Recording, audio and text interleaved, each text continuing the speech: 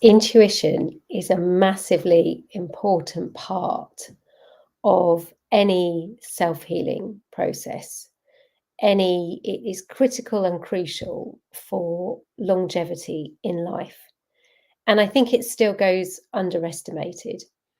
I was doing an amazing podcast interview today and with an amazing woman who works with intuition herself. And we were talking about just this. And it is a place I continually come back to in my own healing journey, back to intuition.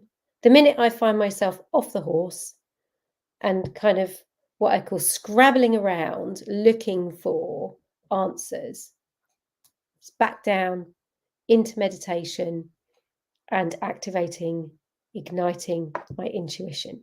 It was, I always hesitate here because I think there was no one thing in my journey with cancer, but there were kind of key points, I think would probably be the right way of saying it. And activating my intuition was almost like the backbone, really, because without that, I wouldn't have known what action to take. And so it was the first thing for me that I, let's say, allowed to kick on when I had that cancer diagnosis 20 years ago. And there are several directions that I could have gone in. And I always like to say everybody's journey with something like this is completely unique to them. We cannot measure apples and pineapples and, pears and pencils. I don't know where that came from. We have to listen to ourselves, our souls, our bodies, and move forwards based on that. And when I got the diagnosis, I had a backdrop of learning about the mind-body connection for several years. So for me, when I got that diagnosis and had never had success in conventional medicine, I've got some horror stories, but I won't go into those here because I don't want to go down that road. So the backdrop for me was those experiences. I'd already started to activate my spirituality. I'd started to have healings and started to see the effect on my system, the release that occurred for me. And then I went and did the studying with Berkeley Psychic Institute in the clairvoyant training program for 3 years. So by the time I had the diagnosis, I had the ingredients in place to take the action I was ready to take. My intuition kicked on and said, right, this is not about the physical health issue.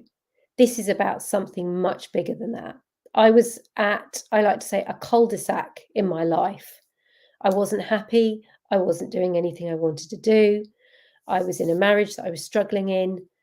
And cancer came along, and I really do feel it was a gift from the universe because it was the propelling point for me to move me into taking different action and changing my life and consequently healing. But it was almost as though that was a byproduct, because really it was about living life on my terms, which was the antithesis of what I was doing at the time. I wasn't living on anybody's terms. I was just kind of drifting along. So it allowed me to take charge. And it's kind of like chicken egg here, really, because having the cancer allowed me to wake up and go, what's going on? You've got to take action. And it was also the intuition that guided the path through cancer. So at every turn, when I had a question about what to do next, I intuitively had guidance or serendipity. The serendipity kicked in with the universe. The universe came in and actively directed me. But if I hadn't spent the time cultivating that inner compass, I wouldn't have heard, I wouldn't have been able to tune in to the information. I wouldn't have known to go to the library, to get a book out on nutrition, to flick to the back of the book, to see the address for the Nutritional Cancer Therapy Institute that I then went and worked with on a nutritional level for cancer. It was intuition that was behind all of that. I wouldn't have had the urge to go out and start running and buy running shoes and then run every day the first year I had cancer. It was intuition that was behind all of that. And this is why it's so critically important to take the time to cultivate our own intuition. And the tricky thing with intuition is there's no barometer, because yours is going to be different to mine is going to be different to someone else's, because it's our inner compass for our mind, body, spirit, emotional, the whole shebang. That's the guidance. And so we need to take the time to open that up. And one of the ways we do this is through finding the quiet. We have to turn the noise down in our lives. We have to take the time to sit quietly. You can call it meditation if you like. It doesn't have to be, I'm going to do air quotes, which you might not see on the green screen, screen even. It doesn't have to be formal meditation, but it does need to be something where other interactions are shut out. You're not on social media, you're not on television, you're not trying to read a book. It has to be something that allows everything to calm down for you to hear that really quiet voice, which is intuition. This is exactly what I do in these Ignite Your Intuition sessions. They're £99. They last up to 60 minutes, and we take the time to find out what's going on inside of you. And I take you through a process to start to open up your own intuition. So you walk away and you are able to activate that in your own life, and everything just gets a little bit clearer.